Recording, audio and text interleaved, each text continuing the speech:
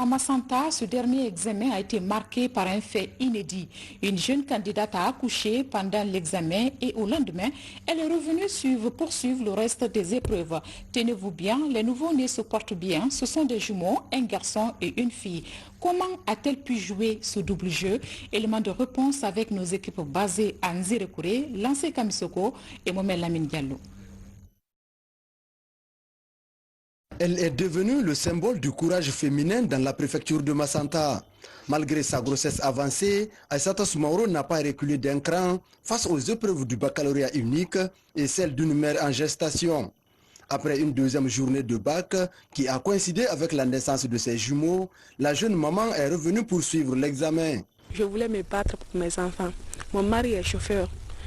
Je suis venue le matin, je ne me sentais pas bien quand même, mais je me suis forcée pour venir. Après les épreuves de physique, je voulais me lever, je ne pouvais pas me lever. Je n'ai pas mangé du matin jusqu'à 12 heures, comme ça, je n'ai pas mangé. J'avais faim, mais pour me déplacer là, je ne pouvais pas. Mais j'avais du courage, je voulais me battre. Mais après les épreuves, lorsque j'ai vu seulement, j'ai fini d'encadrer seulement. Ah, mon ventre il ne pouvait plus tenir maintenant. J'ai commencé à crier.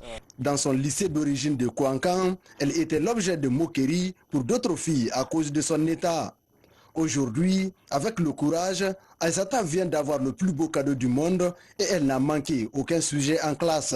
Elle a validé l'épreuve parce qu'il restait seulement 20 minutes de la fin de la deuxième épreuve. Presque à 20 minutes de la fin, elle a commencé à sentir la douleur. Donc, et sur le coup, j'ai fait appel à toutes les femmes surveillantes ici, plus la sage-femme qui est là. On m'a appelé qu'elle a mal au ventre.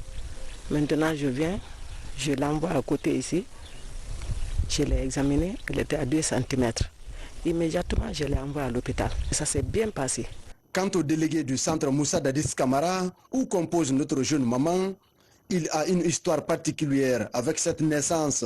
C'est une fierté pour moi parce que je vois que je viens d'être complété. Moi, je suis jumeau, donc aussi, je vois encore une autre femme qui met au moins des jumeaux. C'est un grand plaisir pour moi. Le rêve de Aïssata est d'étudier les finances à l'université. Dans cette lutte, elle peut compter sur l'accompagnement de son mari et de toute sa famille.